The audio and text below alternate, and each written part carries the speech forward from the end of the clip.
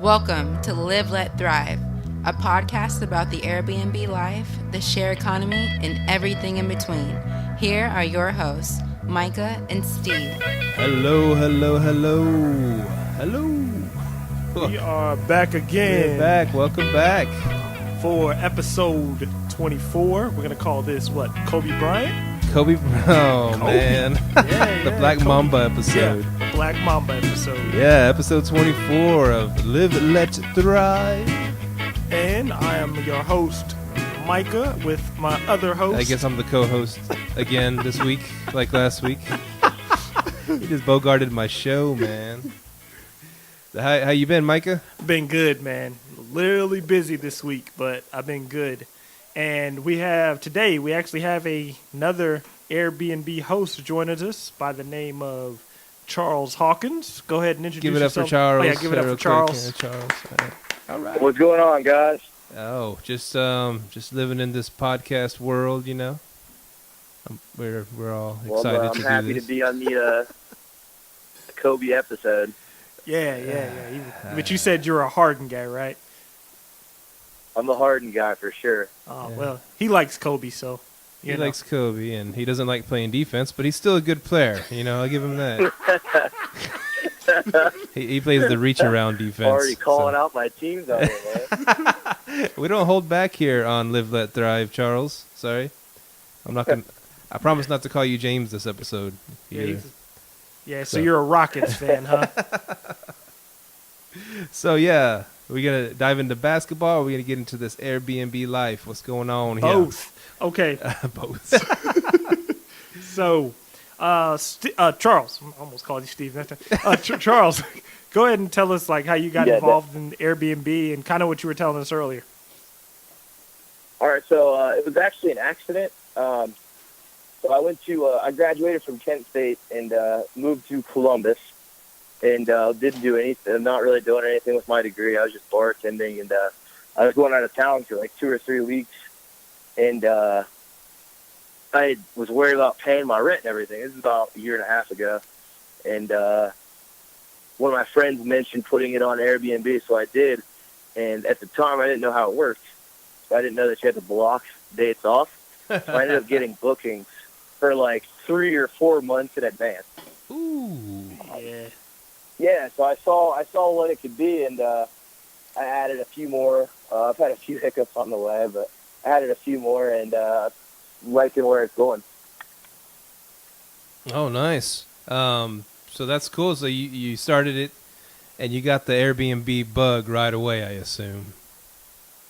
Yeah. I mean, I was honestly trying to make like a couple $100 just to put towards rent, and it ended up taking off a little bit. That's cool, man. Yeah, That's how it usually starts. So it ended up like paying all your rent? Yeah, it paid all my rent and bills, and I had a little bit just from 2 weeks. I had a little bit left over. Oh man, so you were living the life. I actually made money while I was on my trip. So, Wow. what did you have? What kind of? Were you in an apartment or what? Yeah, I strictly do apartments. I'm trying to transition into some kind of like multi-families. Oh yeah, that'd be cool. So Yeah, originally but, you rented maybe- out a 1-bedroom apartment or 2-bedroom? What was it? The original one was a 1-bedroom. Now I have two 2-bedrooms and two 1-bedrooms as well. 2 2-bedrooms and 1 1-bedroom? What was that? 2 1-bedrooms. 2 1-bedrooms. Oh, cool. Okay, so right now you're strictly doing subleasing, right? Yeah, but I'd like Nice. to start building equity, at some point. Yeah, because figured you're on bigger pockets. You want to build equity. Because I remember you were saying like you got 3 listings, and how many trips have you done with those 3 listings? I'm up near 300 right now, just in the past year and a half. Dang. That's like 100 trips a year, pretty much on each one, right? Yeah, it's getting up there. Yeah. The past 3 months, I've been at a 96% booking rate. Wow, man, you're killing it. So, like, because I know there's regulations with subleasing, and a lot of people, I do see a lot of people asking, like, hey, how do you sublease? Are there any regulations where you are against subleasing, or are you kind of going the easier to ask for forgiveness than ask for permission route? Well, I tried that with one. I added one. The thing was doing great, and it was a sublease. Me and my girlfriend were living there. She's in physical therapy school, so she was in town for a couple months. We signed a 6-month lease, so I moved out after 2 months. Had it for another 4 months. I figured I'll put it on Airbnb. It did not go well. So yeah. So I eventually had to stop, but I feel like it's just better to be upfront about it, especially if you want to do multiple listings, because if something would happen to like a couple of them at once, then you have 2-3 apartments sitting on your hands that you can't live in all 3 of them. Yeah, exactly. So you always sign like 3 to 6 month leases instead of doing like month to month? No, I like to try to do 6 to 12 months, but as long as I can get it in the lease or the apartment complex is fine with it. Really? Is usually what I look for. It's tough to find a lot of times. You gotta look for a lot of independent owners, not actual big apartment complexes, because usually they hate it. So a lot of them, they know right away what Airbnb is, or you have to explain it to them? I have to explain it to a lot of them. I was actually looking for one in downtown Columbus, and I told the guy what I was going to do, and he started asking a lot of questions about it. A month later, the same exact apartment, he has it listed under his name on Airbnb. So. I knew when he started getting real in detail about the question, like real detailed. So I knew what was happening, but. So what should I charge? I mean, what should somebody charge? So, okay, so you're pretty much subleasing. You do tell. So it sounds like you're pretty much telling them up front, hey, I want to Airbnb your spot. Because I know a lot of people ask, like, how are you going about getting furniture for your places? I go through, I tried Craigslist. It's a little sketchy. You don't really know what you're going to get a lot of times. I love Wayfair. They ship it right to your door, and they usually have a lot of great deals. What was that? But I just kind of like Wayfair. So online. You ever watch HGTV? Yeah. That's every other commercial is a Wayfair commercial. Wayfair. Yeah, Wayfa. Yeah, they ship it. They can ship you like a whole sectional couch on there. You just gotta put it together. Oh, dang! We gotta. Yeah, I guess we gotta add that one. You know, they put it in their shows. Yeah, they have on like your hands and knees, like sweating, man, putting that stuff together. But it's worth it. Is it pretty cheap?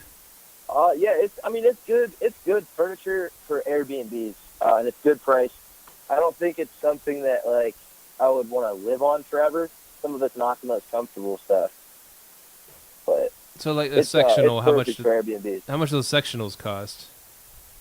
I just put together a new Airbnb and got a leather sectional for it. And I think I got it for $550. Oh, it's not bad. That ain't brand bad. new. Yeah, brand new. You just got to put it together. No.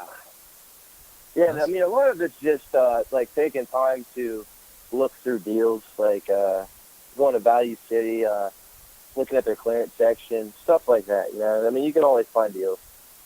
Yeah, because I go the what I do is I do the Facebook Marketplace route, and I never heard of Wayfair. I'm definitely have to look into that because I guess I don't watch HGTV. Yeah. Yeah, I watch like the streaming service of it, so I guess I missed the commercials. Yeah. Wow, so Wayfair, I gotta look that up, man. I gotta get into that. Yeah, it's pretty cool. They have anything and everything, and they have every price range. I mean, if you want a real small, like I always do like sofa couches for the living room, or like the section I got like lays down so you can turn it into a bed.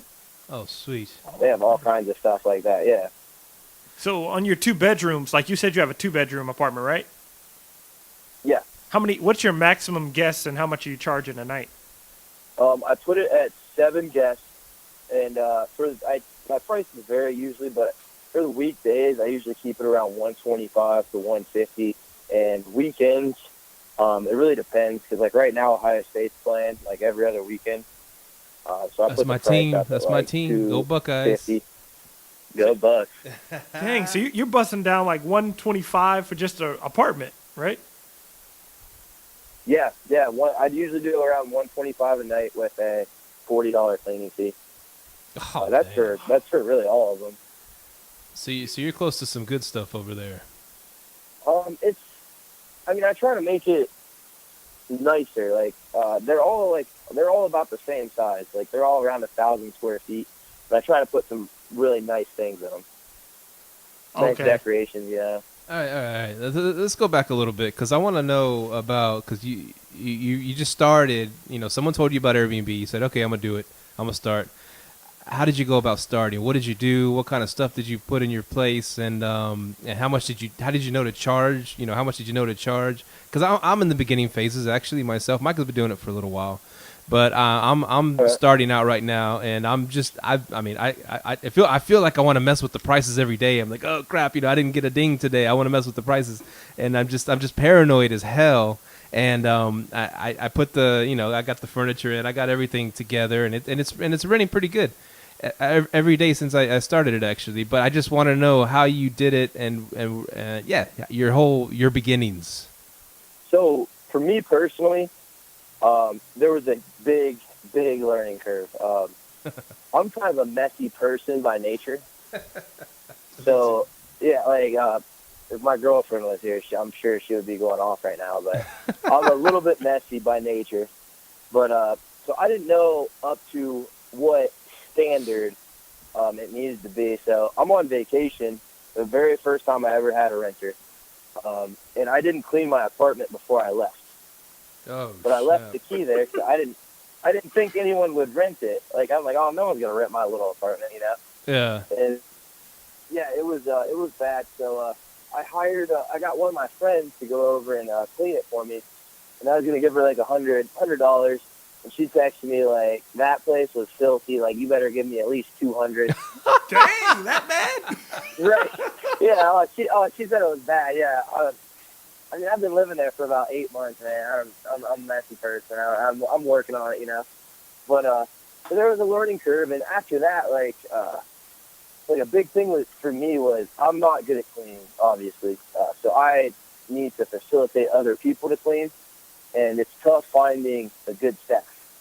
That was the biggest thing for me to take it to get the next apartment going, and just adding like little touches for the guests, that can kind of set you out. Like I like to put like little snacks in the apartment and customized notes and things like that. Like I had a wedding party, or they were getting ready for their wedding in my apartment. So I put like a few bottles of like champagne in there, like so they can make mimosas in the morning while they're getting ready. Nice. And just like little touches like that, I think, is what really sets you apart. So who does your decorating? My girlfriend helps a lot. Yeah. Okay. Because I just like a bunch of like wooden stuff. Like I had like jerseys on the wall. I had fishing poles hanging up on the wall.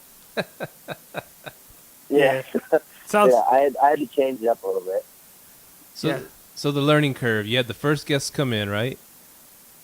And yeah, and it was hopefully it was clean by then. By the time they got there. Yeah, it was clean. It was. She did a great job. And how much did you price it at? See, when I first started out, I didn't think anyone would rent it, so I rented it out for like, I think it was like $50 or $60 a night. Okay, and so you paid more on the cleaning fee than what you made from the visit. What'd you say? Did you pay more for the cleaning fee than you made for the whole visit? No, because they ended up staying for 12 days, and I got really lucky. The people that stayed, he was an Airbnb host in Columbus, and he had a guest staying at his place, so he was looking for a cheap place to stay while the guest was staying at his house. That's awesome. So he's paying $50 and charging $100. Actually, like, helped me out a lot. Oh, cool. Oh, she started giving. Because he's like, you need to get like some white sheets in here, man. Like, get white towels, because I had like blue sheets with like red pillows, green pillows, like all kinds of different towels, like no washcloths, nothing. Like, oh wow. See, that's what I got right now. All kinds of every color in the book.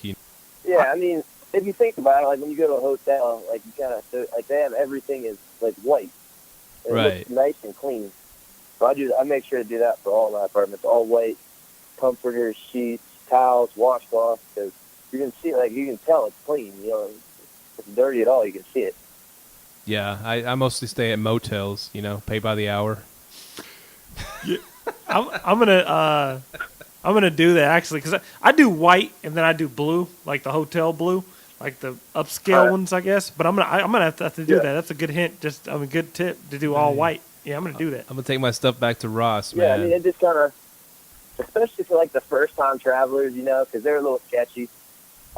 Especially when they see my profile picture sometimes, because I have the same picture on Bigger Pockets that I do for Airbnb. So I think a lot of times I think I'm like a younger kid. So the white kind of helps them realize like it's clean, like it's just been washed, just put on the bed. How old are you, man? I'm 24. 24. That's a good age to start. That's what you are, Myka, right? Oh, you're 25. What are you? 28. 28. Oh, okay. My okay. wife's 25. Oh, okay. Mine too. Yeah. What's up? So I'm 40. So that's pretty cool that you're already 24. You got 3 subleases and you're looking to get further into real estate. Because I know you are into real estate. So like, are you looking for any type of investments in any type of real estate? Purchase any real estate anytime soon? Yeah, I'm really interested in multifamilies, like Bigger Pockets. That's why I spend so much time on there. I love listening to these kind of podcasts. I really like the multifamily aspect of things. Yeah. did you ever think you were going to be on a podcast? No, it actually never really crossed my mind. No. I listen to them all the time. Yeah, well, now you're on the other side of the mic. You know what I'm saying? Yeah, it's weird. I'm not looking forward to hearing my voice. Yeah. It takes a while to get used to, man. Trust me. I love my voice, Charles. All right, man. Columbus, Ohio. Did we have another guest from Ohio? I don't think so. I don't think so. Okay, I listen to a million podcasts, so maybe it's like the dream world. Which is dream world, which is reality. You know what I'm saying? Yeah. But Ohio, man, that's a good place to invest. I hear. Is it? Yeah, it's the market here is it's booming right now. Yeah. And you know what else is from the campus of Ohio State? Chris Carter? What's that? Chris Carter. Yeah, I guess so. Buffalo Wild Wings was birthed there. Really? The campus of Ohio State. Yeah. Oh, man. Maybe not on the camp. Well, it was around the campus. Whatever. That's where it started. Buffalo Wild Wings. Ah, dang. $1 billion I company. didn't know that. Yeah. I didn't know that either. It's awesome. Go Buckeyes, baby. Right. So so you've been doing Airbnb for how long? How long? It's a little less than a year and a half. A little less than a year and a half. So out of that year and a half, I know, because we were talking, I said, I know you have some crazy stories, but let's start off like this. What are your pros and cons of Airbnb? Well, one of the pros is you get to meet a lot of people. Whether that's good or bad for you, But I've met a lot of great people. You make a lot of connections through it. Like even just here in Columbus, I've had other hosts come and stay at some of mine, and I still talk to a lot of them today. The first guy to ever stay with me, his name was Ben. I still talk to him. I just talked to him last week. He's helping me look for a multifamily. Oh, man. Yeah, see, and someone wrote that today, what are the pros and cons of Airbnb? And that was one of the first things I said. I said, you get to meet really cool people. And I've actually made real estate contacts, Yeah. And so that's cool. He's helping you look for Go ahead. Yeah, it's just it's cool. You do meet a lot of good people that you wouldn't meet them if you weren't doing this kind of thing. Yeah, and it's good. He's helping you look for a multifamily and helping you build your business, essentially. Yes. So are you trying to live in your multifamily and house hack and do Airbnb on the other side, or how are you going to run it? I'm not completely sure yet. I think I definitely want to house hack it, but the problem with doing the Airbnb is you need to be in a good location, and good location in Columbus right now is it's pretty pricey. Good point. So I'm trying to figure out how much I want to put in with everything. Have you ever thought about because I know you have your are your apartments in good locations? Yes. Have you ever thought about doing a corporate rental on your apartment? There is a couple agencies that already do it in one of my apartment complexes. Oh, really? Yeah, I forget what they're called. Maybe Westgate or something like that. But they're all over Columbus. Really? Yeah, there's probably 3 or 4 corporate housing in one of my apartment complexes. Wow. So I would. Yeah, it's very. Have you ever very thought about popular area. just like listing your place for like, I don't know, however much your rent is, like double or triple that, or however much you make on Airbnb a month? No, I've never thought about that. Oh yeah, because then it's less work for you. Because I know you're trying to get like multiple Yeah. units, right? Mm-hmm. Yeah, another idea just to run by you. Yeah, So- I like that. So Charles, do you run and manage your Airbnbs yourself, or you have someone help you? I manage. I have one co-host, a buddy from high school. For one of them, we went. That was my second one that I ever did. We went on together. I have a funny story about that one, but we went on that together. We still have that one today. It does very well. But other than that, I manage all of them currently myself. So what's the funny story? Well, we rent this place together. So we put the apartment under his name, Okay. and we pay the bills every month and everything. And we never check our mailbox. Like, he has a key. I don't even have a key to the mailbox. We never check our mailbox. So about 3 months goes by, and on our statement for our apartment statement per month, it says there's like a $10 charge for electricity. Huh. She assumed that it was the electric bill. So in the middle of the night, like one of our guests comes back, and our power gets turned off in the middle of the night. So she calls me, and I'm at work, and she goes, "Hey, it's dark in your apartment." I was like, "Oh, it might just be a power outage in the area." She was like, "No, all your neighbors have their lights on." Oh man, I can't even say what I actually said. But it was like the worst guest it could happen to, because she stayed with me like once a month, like Sunday through Sunday. Every single month, she had like a standing reservation. Oh, that's awesome.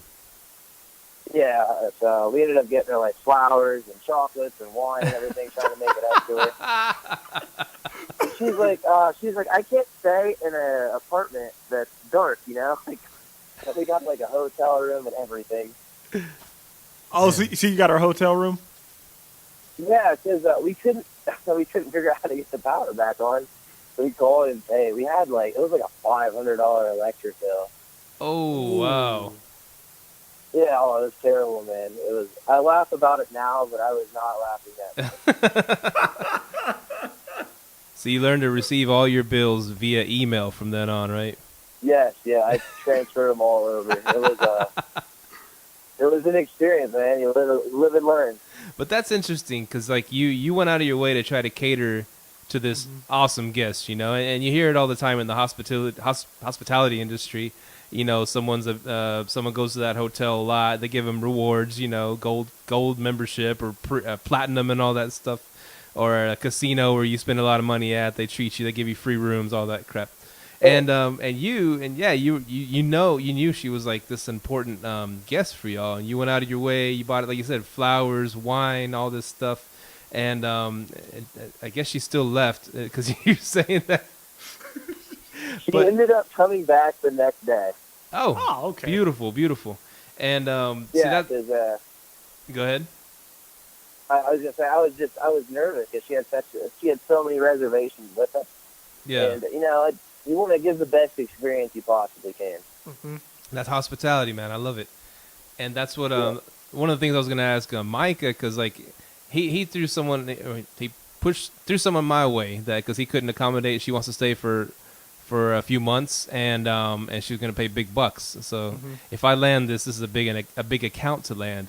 So if she ever called and say, "Hey, I don't like how the washer machine is washing," I might go buy a new washing machine or something like that. Because you got to treat her good, because she's spending thousands of dollars if she does stay, whatever. Yeah. But I'm like, man, you just have to go out of your way to please the guests, and that's cool. That's what's cool about Airbnb. Yeah. I agree. I mean, I think some of the most important things about it is the hospitality. I mean, it's what makes it different from a hotel. You know, you get to meet people, connect with people, you have a chance to really do that through Airbnb. Like, you can make their stay as good as you want or as bad as you want, I guess. Yeah. Exactly. And you know what's good, like, about how you're starting off? I think it's good to start off as an Airbnb host in the real estate world because you kind of develop that hospitality mentality. You develop that hospitality mentality. But because not a lot of people, like, even a lot of people, they're used to being landlords. Because a lot of the people I work with, they're used to being landlords, and when they think of Airbnb, they think they're just in control of everything. I'm like, no, you have to cater to these people. You know what I mean? It's Right. you lose that feeling of power. You know, when you're a landlord, you're just like, do this, this, this, and this. You know, you write out all these rules, which you do on Airbnb, but you're doing it and you're catering to people. And if you keep that mentality, man, you're gonna go far. You know, especially you already got 3 units. You're about to get a duplex, man.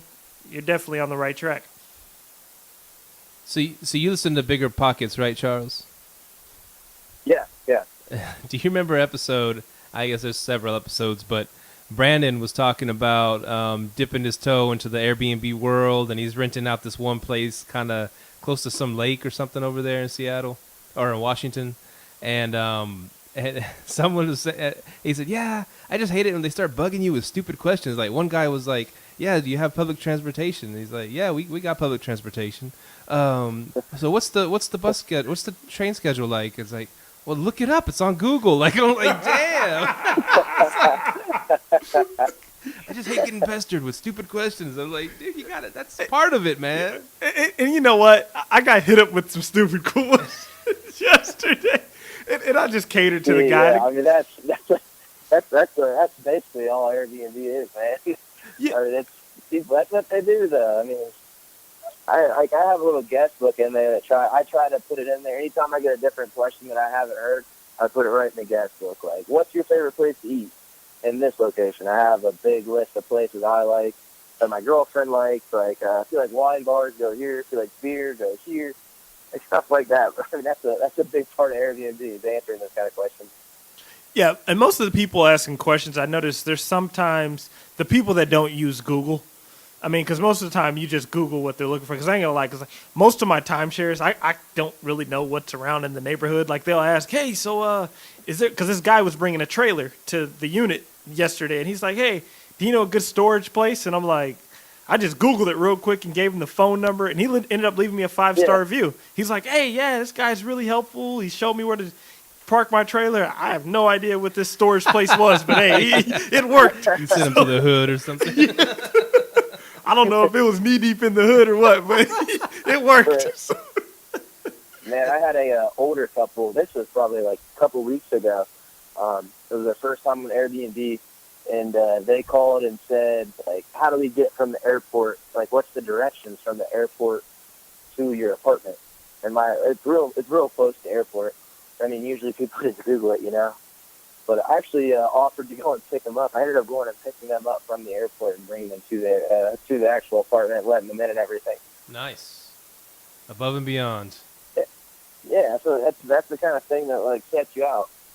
Yeah, because I've picked up my guests while they've been drunk, so, you know, that's always a good one, too. So I haven't done that yet. No, but I mean, you got to go above and beyond, because, like, the last guest who stayed in my upstairs, he actually gave me an idea of maybe I should start kind of an Uber service just for my guests, because it cost him $70 to go 20 minutes up the road and back, you know, because because of the game and stuff. Because we live in Arlington, Texas. We're right down the street from the Cowboy Stadium. But I was thinking, awesome. and me and Steve, we're both like, dang, we could make some big bucks just by, you know, becoming drivers for our guests. Shuttle service, yeah. Yeah, like a little shuttle service. So, and I think those things will give you those 5-star reviews.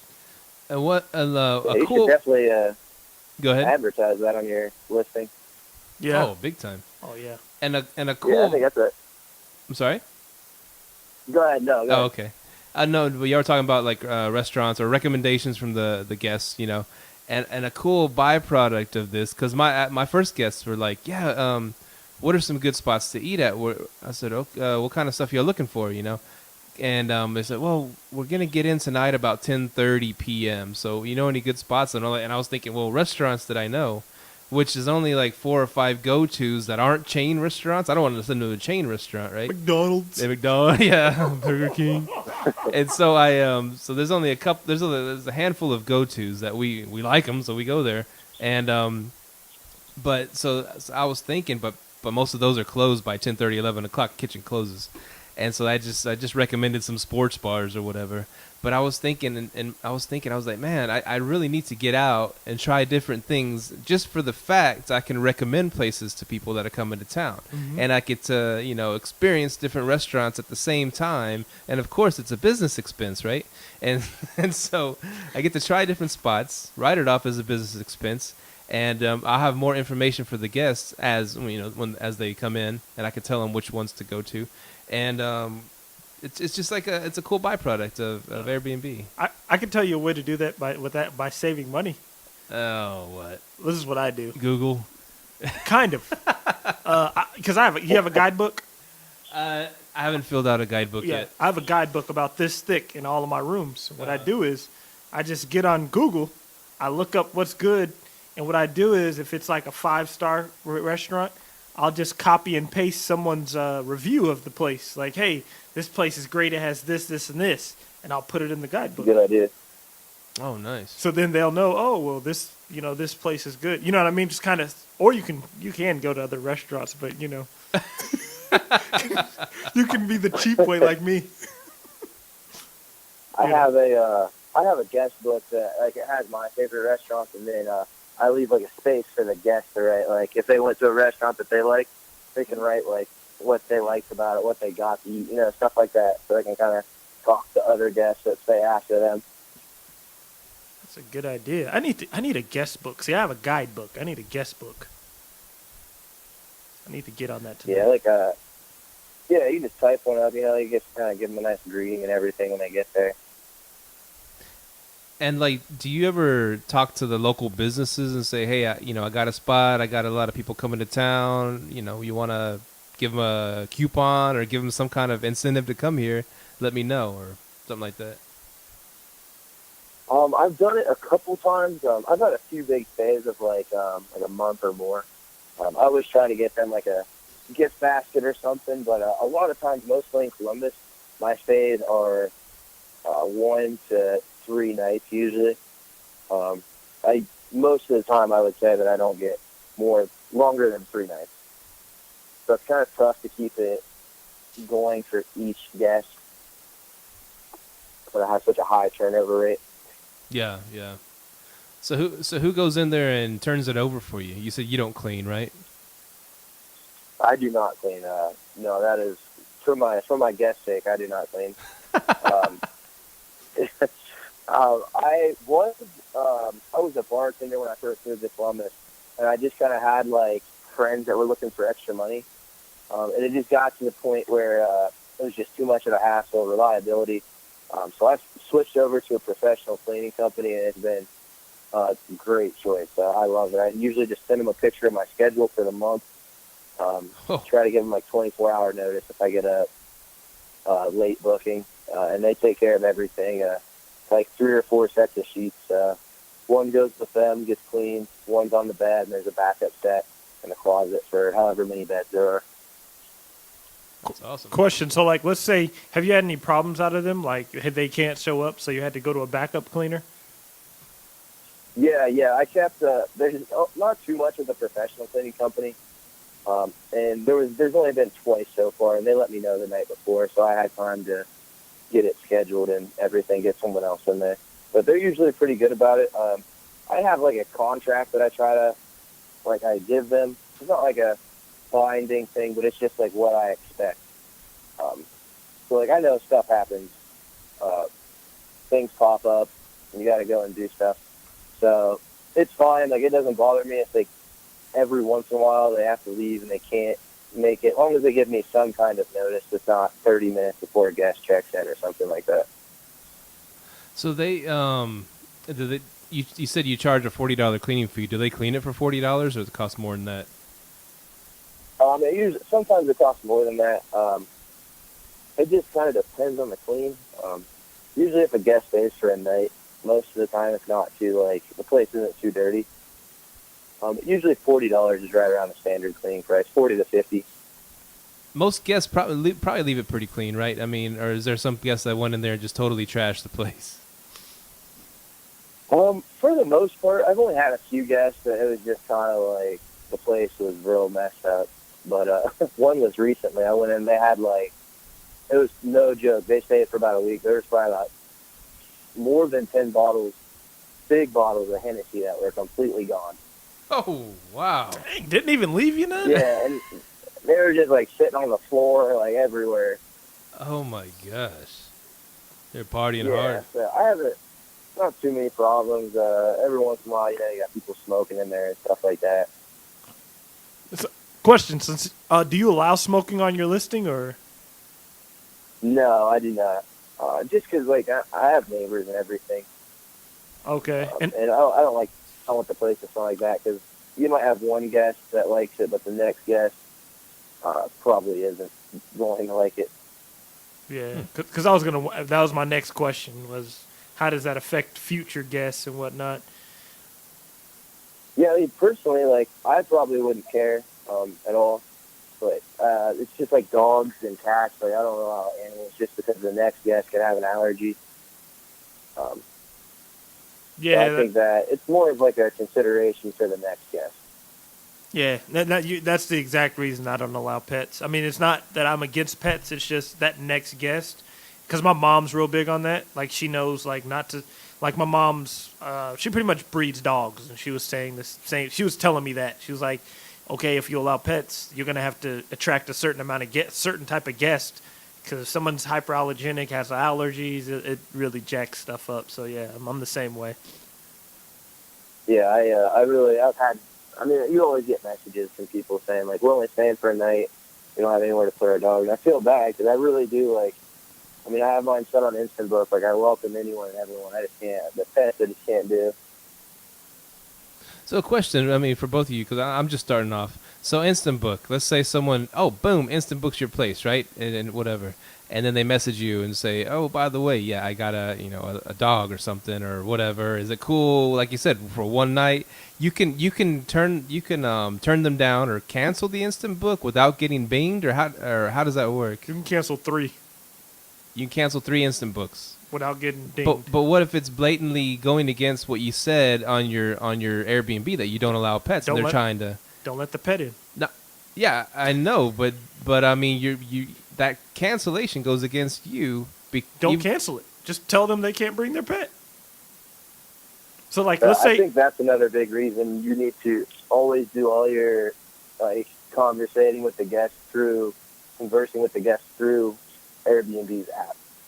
Because they can actually go in and look at the conversation. Oh, okay. Cool. Now, that's a good point. I didn't know that. Because this dude, when you start texting outside, it gets the he said, she said kind of stuff. If you keep everything in the app, they can go in and look. Well, nice. One thing I did find out was, like, let's say you file a complaint against someone, which I've been in this situation. Airbnb will allow you to send them pictures of text messages between you and the guest. Oh, wow. And what you can do is, if you have an iPhone, I don't know if you have an Android. If you have an iPhone, what you can do is, if you leave their number at the top of the text, their number shows up, and prove that it's them, then they'll back you up on a few things. Yeah, on a few things. Oh wow, I didn't know that. Yeah, it's happened to me. Because I had a guest, even today, a guest booked one of my rooms, and he was trying to send somebody else to the room after he booked it, but he sent it to me in text, like, hey, I'm going to send my friend John out to pick up the keys. And I'm like, no, you have to pick up the keys. And then he said something else back, like, do I have to be there physically? And I was like, yeah, and then I never heard back from him, so I'm guessing, yeah. Oh. So, yeah, it is better to talk through the app, because I usually send out text messages, and me and my wife were talking about that we're going to stop doing that. Because, yeah, you can kind of, it turns into like a hassle if something happens. Yeah, it's easier because, I mean, I've had a few. I mean, you always kind of run into bad people in these things, but you just have a few people who might not, like, I mean, they just have kind of a malicious intent towards you for whatever reason. And it's easy just to call Airbnb and say, hey, they left this bad review because of this. And then they can actually just go into the app and see it. Wow. I didn't know that. I thought they were like 100% on the guest side, from what I hear. Depends on Yeah, I what mean, it it is. takes Go it ahead. takes some stuff to get stuff. It takes it takes a little bit to get some reviews taken down. Wow. Yeah, because So you've had your reviews taken down before? Yeah, recently, this was like last week. I had a guest. He got really upset because he booked. I have a 5-day no cancellation policy. He booked on like a Tuesday and was supposed to check in at Wednesday. Booked Tuesday morning. Tried to cancel it at like 9:30 at night. Oh, dang. I was like, I can't cancel that, man. Like, because I'm not going to get it booked by 9:30. And I called Airbnb, and then he said he was going to stay. And I went there that night to see like if he checked in. I use like a lost box service, and he wasn't there at like 12:01-ish. He wasn't there, and he tried to write like a bad review just because I wouldn't let him cancel his review. Have you ever thought about using like a remote lock so you know who's going in and out? Yeah, I have thought about that because I just do the lockbox, and I try to change the code for each guest, but it gets a little annoying. I have to go over there and change it every day, every other day. Yeah.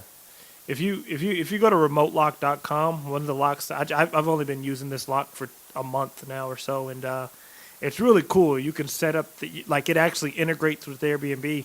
You can just go ahead and set up their code right when they book, and then you just set it for the date and time that they check in and check out. And it sends you an email when they go in and out the door. You can set it up to send you an email or a text when someone goes in and out, and you can put their name on it so you know who goes in and out your door. It actually works with Airbnb? Yeah, it's called the Remote Lock. Wow. It's one of their it's one of the ones that Airbnb advertises. All right. Yeah, I'm definitely going to check that out.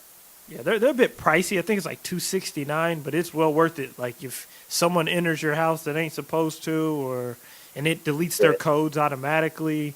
It's really been useful for me and my wife. Yeah, I'm definitely going to look into that. So you ever pissed off your neighbors? That's you remember the apartment that I was telling you about that Airbnb did not work out at? That's what happened. Yeah. They messaged me and said, "Hey, do you care if we smoke inside?" I said, "No. Smoke. You're more than welcome to smoke outside." It's like right outside is all outdoor, and I had neighbors straight across the hall.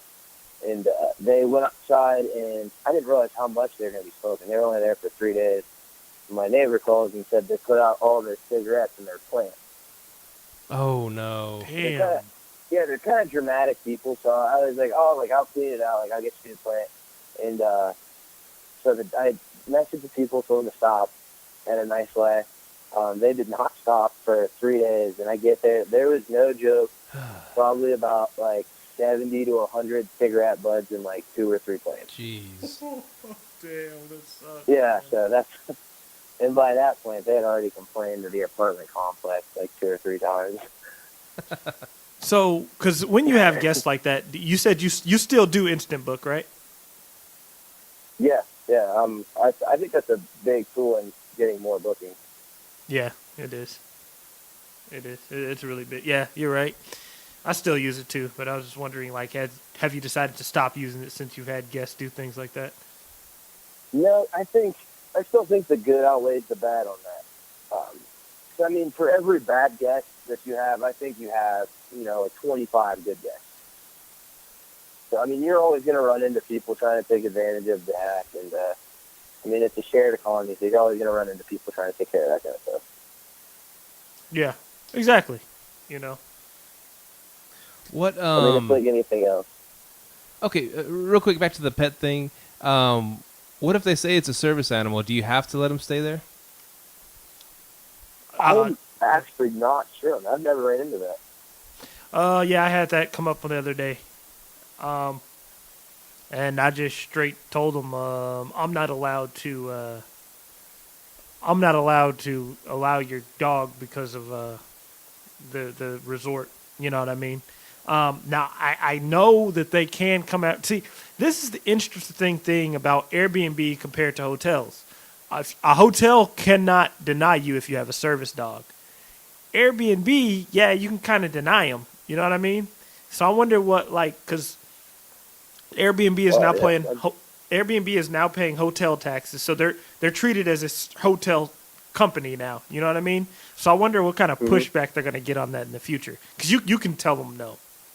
Wow, yeah, I've never ran into that yet. I mean, I'm kind of surprised I haven't, but I'd say that's interesting. Yeah. It was my first time running into it too, and I just was like, I'm not allowed to do it. You know what I mean?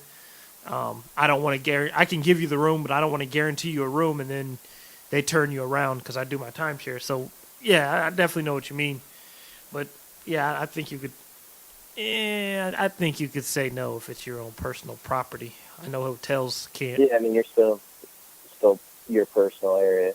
Yeah, exactly. Let me see here. Sorry. See this real quick. I laid back in the cut right there, Charles, because I just got a booking. You know, I'm still in the excited, this is so cool phase. And for we've been doing this podcast for a little while, and Mike is really good at leaving me high and dry because he's got so many freaking bookings. He runs 160, I don't know, timeshares, right? So sometimes he'll just be on his phone smiling. I'm like, dang, I gotta keep this show going. And now it's payback. It's payback, Charles. I got a booking. Yes. Steve's been up and running for like 2 weeks, and he's killing it. You know, he's getting those bookings. You know, when you get that first ding, and ever since then, it's just like you just keep waiting for it. You know what I mean? Oh yeah, that Airbnb sounded like my favorite sound in the world. When you get that sound that someone just booked your apartment, I love that. Yeah, that's that money bag, man. That money bag. Yeah, I drop everything. You know, I try to respond in like 10 seconds to it. You're like, hold on, honey, hold that thought. Yeah. Well, my girlfriend already knows, man. She's like, oh, you got a booking, didn't you? No. Yeah, because my wife, like in the middle of the night, if she hears that, she's like, they can wait in the morning. They can wait till the morning. And yeah, so I know what you mean, man. Pretty excited about things that Airbnb. Oh yeah, pretty excited about like things that Airbnb's doing, like the whole. You have multiple listings, right? Yes. So you know that little new feature that they have, so you can manage all your listings at one time. Yes, it makes it a lot easier. Man, I know. I saw that today. I was so happy. It makes it a lot easier. Cause I have I'm up to 180 listings now because I had to I ended up adding a bunch more because they let you duplicate listings now, and that's the feature I needed. It's crazy. I sent them an email about that 2 days ago, and they already added it. And I was like, yes. So yeah, it makes it way easier to manage it. Yeah, have you guys ever had any problems with Airbnb's customer service stuff? Because they've always been super great to me anytime I call. The customer service has been good to you? Yeah, I know. It sounds weird, right? It sounds weird.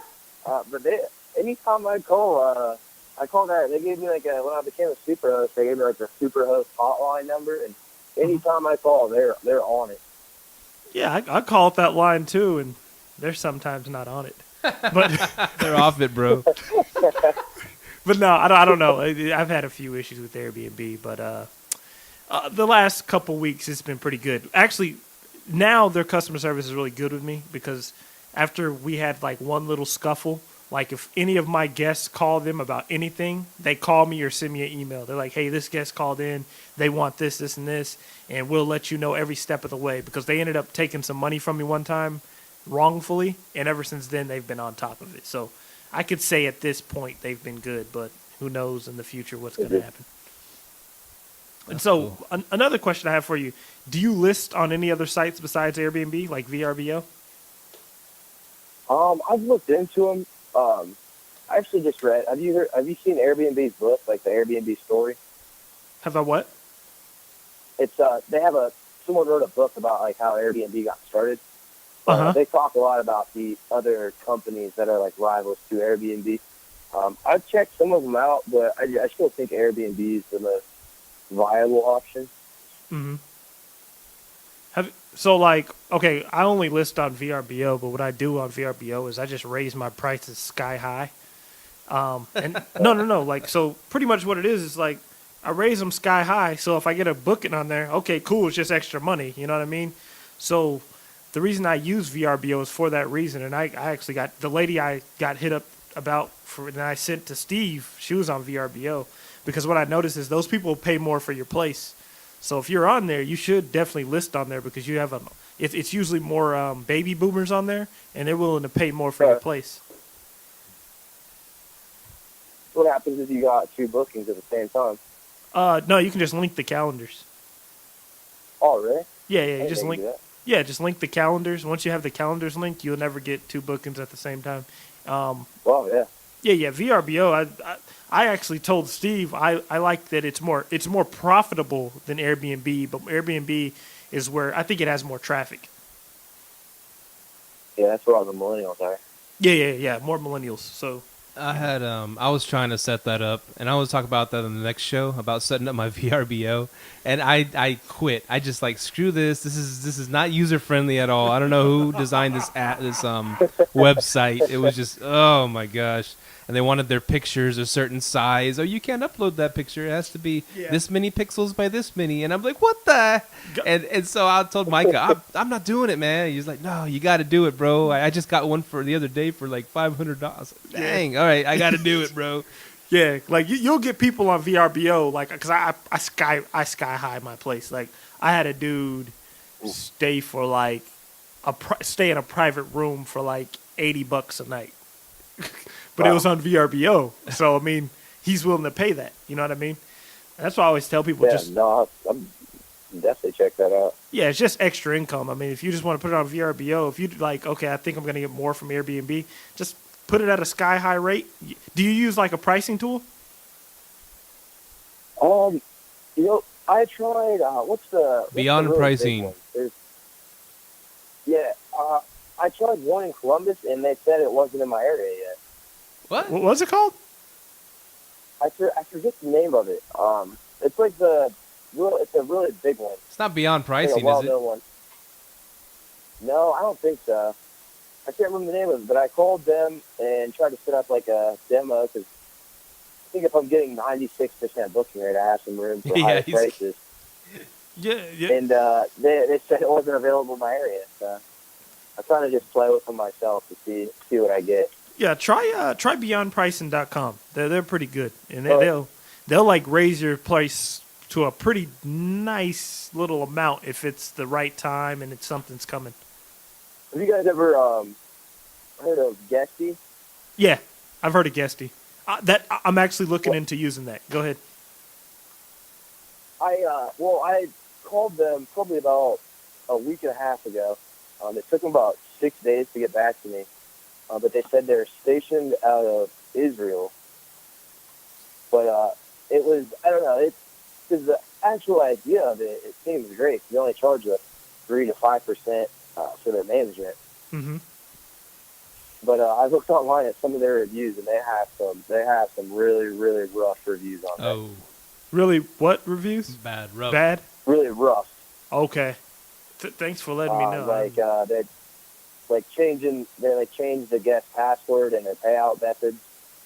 Oh. Essentially, you're giving them power to change your listing, help talk to guests, raise prices, all that kind of stuff. So, it kind of made me nervous, but I have a Skype session set up this Friday, trying to meet one of them, but it's like a really weird time because I guess Israel is like, I don't know how many hours behind or in front of us, but yeah, me and Guesty would have a few words if they did something like that.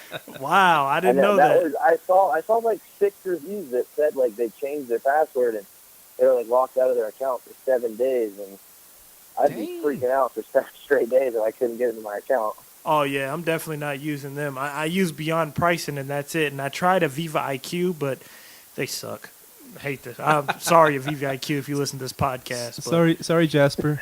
yeah, they suck. I mean, like I'll set up a message, it doesn't go. Yeah, because this last week I've been working on automating my Airbnb, and yeah, Aviva IQ sucks. Get you a virtual assistant in the Philippines, man. Right there. I may have to consider that. Seriously, if they're cheaper. But that's yeah, man. I'm excited about starting this, and it's cool that you guys are inspiring me. And I mean, 96%, dude. I'm like maybe at like what 7% now, or I don't. No. I'm getting up there. I started off pretty low, and of course the websites, of course. Is it beyond pricing? 7% what?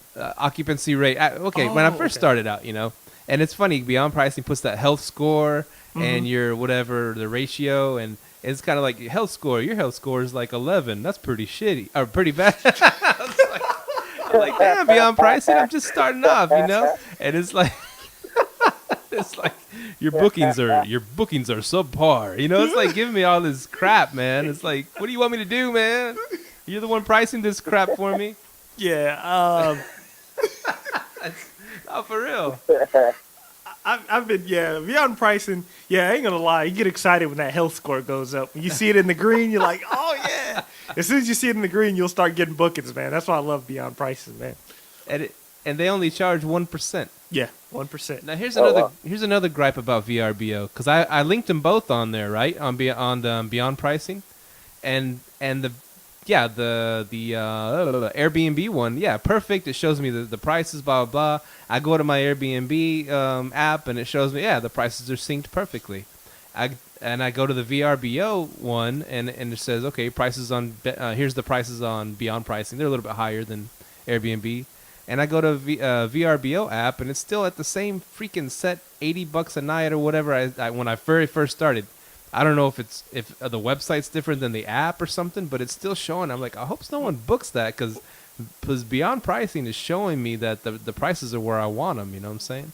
Hold on, are you saying like on when you go to Airbnb? No, Airbnb's fine. Nothing wrong with that. Because you switch on Beyond Pricing. Do you have your VRBO on Beyond Pricing also? Yep. Mm-hmm. And so when you click on the VRBO listing, it shows all the prices there on Beyond Pricing, right? Mm-hmm. I go to my VRBO app, and they're not showing up like Beyond Pricing has them. Is your thing in green and says on? Yeah. It's like. Oh, you might have logged in at a sync time, because it takes 30 minutes to sync. So you might have. I've tried it the last few days. Really? I don't know what the deal is. Yeah. They're showing different prices on Beyond Pricing. Beyond Pricing is showing the correct prices, the ones I want on VRBO, but VRBO doesn't have the prices that I want. Question: are you going in there and blacking the prices? No, I don't think so. I don't know. I'm getting pissed at VRBO, dude. I don't know. You need to show me how to do this. Because I'm trying to figure out, are you going in there and manually changing the prices on? No. Oh, if you do that one time, it'll keep it like that or what? Yeah, if you went in there and you. Oh, I didn't change all of the prices. I might have changed one just to price something higher. Yeah, if you change one of them, it's just that date's gonna stay whatever you changed it to. Yeah, that one date, but all my dates are the same. I don't know. You need to look at it, dude. See, I'm getting frustrated, Charles. You know what I'm saying? It's enough to just start off with one app, and I'm a newbie. I'm starting off with one app. I got this, and he wants me. No, do VRBO, do Craigslist. Do that. Let me walk a little bit before I just dive in. You know? Well, yeah, because I was trying to give him the go ahead and do everything instead of waiting like I did, and then because I seen how much money I could potentially be making, and I'm like, dang, I'm missing out on money by not pricing it here. You know what I mean? Yeah. Yeah, because that's what I was trying to tell him. Sounds like you're going to be on VRBO too soon, huh? Oh, I'm going to be on there tonight. As soon as I get off the phone, man, I'll be on there. And be on pricing. So that's where a lady hit him up on VRBO, wants to pay this ungodly amount a month Told you, for man. something. And he's already booked up, of Oh, course. That just makes me happy to hear that kind of stuff. Yeah, and so he's trying to send her inside hearing that. and he month to month. That's awesome. Yeah. You don't have to do nothing. And but I'm like, who is she? What's her story, man? It sounds too good to be true. Older, because whenever you're on VRBO, you get that older crowd. They have that dough, man. Oh, okay. So her thing is she wants a furnished place. It has to be that's all it is. So I was gonna say she come rent a nice apartment here for 6 months for that month or a fraction of that money. Hey, because I ain't gonna lie, I was in a meeting at work and I saw the payout. I was like, hey guys, hold on, I gotta go to the bathroom. Because I'm like, what the hell? And then I saw what she was trying to do. I'm like, oh, okay. So, yeah, and I couldn't do it because I'm like, yeah, because I told her mine was a shared location. And I'm like, oh, you want a whole place? And I was like, hey, I got my friend Steve. He has a spot, And that's the good thing about knowing other hosts. We can kind of hook each other up with spots, And I texted her. Yeah, I agree. Yeah. And I sent her a link to my Airbnb just so she could check it out. And I said, yeah, well, just let me know what are you looking for, and hit me up. But that was a lot of money, dude. Yeah. I mean, we're talking a lot of money a month. It's stupid money, Yeah, it was like, because, VRBO sent me one payout. So I divided it up. And it came out to like $125 a night for 175 nights. So she'd basically, she'd basically be paying $3,750 a month for a spot. Yeah, so. Oh, wow. Yeah, that's what I was saying. Like, those people are on VRBO. So the people with the money, man. Oh, that's ridiculous. Yeah, so. I was even like, because she has to be here this month, or what month does she have to start? November 6th. November 6th, and I've got bookings through December, and I was thinking, man, cancel how can I, well, amicably cancel. I would call, hey, guests, I know you want to stay at my place, but how about you stay at this place over here, and I'll help pay for the dang place, and it's better than mine, and just to get that lady into my spot, man. Or you could, I know a way to cancel bookings through Airbnb without them hurting your listing. Oh, let's hear this. Now, everyone, I haven't shared this one yet on the podcast. But I did it with my condo. But it was legit what I did. All you have to do is get a letter, either from the city, you could just kind of make something up, and just say your place is no longer rentable for this time period. And they will let you cancel as many. I canceled, when I had my condo, I canceled like 20 straight bookings. But I let them know, hey, I can't host anymore, and they were cool with it. They're like, oh, we'll wipe it all out. They wiped it all out for me. So you can make the letterhead saying that it's from the city. Well, if you could, all you gotta do, man, Photoshop. But yeah, if it's a legitimate reason, they will let you cancel as many bookings as you want. If something happens with your plumbing, your place is flooded, they won't hold it against you. Really? Yeah. Like I just get scared because that Superhost badge, man, that means a lot. Yeah, are you a Superhost? Yeah, I've been a Superhost for like 8 months now, 9 months. Nice. Yeah, I've only been a Superhost for like 4 or 5 months now. But yeah, it's definitely perks to it. I'm just a host. Yeah, it helps, man. I really do believe that it helps with, I think it helps a lot with guest security. I don't think you get to that point if you don't have good, like, clean renting, good, clean units. Yeah. It helps with the bookings, I think, a lot as well. Yeah, definitely. Steve's on his way, man. I'm trying, man. I'm trying. And I need to get the white sheets thing down, man. Me too. Well, the comforters got to be white too, or just mostly just the white sheets? I do all white everything, man. Oh, okay. Okay, comforters, pillows, everything. It's a good idea. Towels, it has a hotel feel, Yeah, I need to do the all white towels. Yeah, I mean, you can walk in and you can see it. There's a hair on the bed, they can see it. So. Oh yeah, that's why I put all black sheets, Charles. I have some hairy guests staying. I feel like that's how the guests think, though. Like, oh, these are black sheets. They're trying to cover up some dirt in here, Yeah, that's a good point. I never thought about that. Hey, same with black towels. Like, there's probably makeup all over this. Hey, I have a question for you guys. You guys were saying, you said your booking rate is at what percent? 96 the past 3 months. Mine sucks. You guys want to know what my booking rate is? I had to look that up. Yeah. What is it? 1.6%. No, it can't be that. Yeah, that's it. That might be the rate that people view to book. That's what, if they look at it and they book it. Mine. Yeah. Oh. Yeah, mine's probably like 2 or 3%. So with so many of those Airbnbs you got, I mean, I'm sure tons and tons of eyeballs are looking at them, but they're not booking them. So, because I'm like, how do you have a 90-something percent? Okay, you mean your occupancy rate, right? Yeah. Oh, okay. Rate. Yeah, mine's only 16%. It still sucks. But, well, a lot of times, like like if it's 2 or 3 nights ahead and I have like a Wednesday night open at like 125, like I'll drop the price to 95 because they have that. Have you seen the thing where they alert people when you drop it 10 to 20%? Yeah, because So, never mind. like when you drop it, a lot of times they send out emails to the guests that were viewing your apartment saying like the price dropped 10%, the price dropped 20%. So I think that helps a lot too. Okay. Yeah, because it's 11%. Still terrible. Mine is 45%, Myka. I just thought I'd let you know that, for a rookie. But yeah, because I was like, because when you said 90%, I'm like, dang, and I'm on 1.6. Okay, got you now. We're having a pissing contest here. Yeah, you guys are killing me.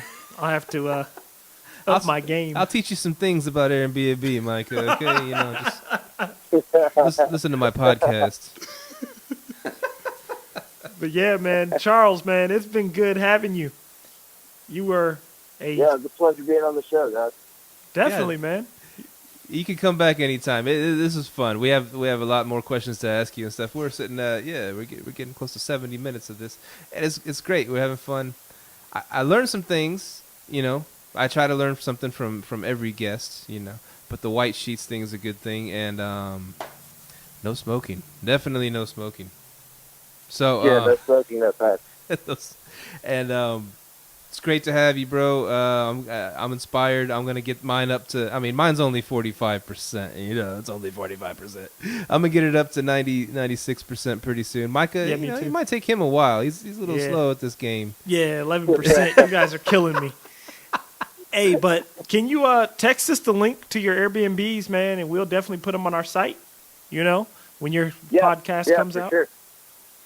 Yeah, I'll send you all the ones I have up there. And I have a new one that I'm trying to get off the ground, so I'm definitely looking to get some good reviews for that one. Awesome. Dang, man. Hey, so any last word advice to any new people wanting to do Airbnb? I mean, my biggest thing is, it sounds like a cliche, but it's treat people how you want to be treated, man. Like, you come to stay places, greet them, be nice to them, welcome them to a new city, and I think you'll do fine with that. Beautiful. Nice, those man. first reviews are crucial. Yeah. Nice. Definitely. Cool, man. Well, go Buckeyes, and we'll see you on the flip side. Yeah, go Rockets. You guys got CP3 down there now. Yeah, I look forward to coming back to the show sometime. Oh, big man. time. Yeah. Yeah, if you're ever in Texas, hit us up, man. You got it, man. Thanks All right, for having me. Thanks, Charles. Thank you for tuning in to this week's episode of Live, Let, Thrive. Be sure to tune in next week for all the latest in the world of Airbnb and all that entails. Bye-bye.